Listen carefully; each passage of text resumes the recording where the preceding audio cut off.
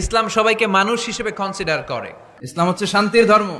আমরা সব সময় সাম্প্রদায়িক সম্প্রীতি, ভালোবাসা এটাতে বিশ্বাসী। আমরা আসলে বিভেদের প্রাচীর তৈরি করতে চাই না। নাস্তিকও আমার ভাই, হিন্দুও আমার ভাই, বৌদ্ধ খ্রিস্টানটাও আমার ভাই।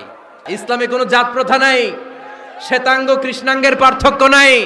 মুসলিম তৌহিদি জনতার হৃদয়ের ভেতরে ভেদাভেদ নাই, হিংসা নাই, বিদ্বেষ নাই। আমাদের আসল পুঁজি ভালোবাসা। এই ভালোবাসা দিয়ে আমরা বিশ্ব জয় করতে চাই।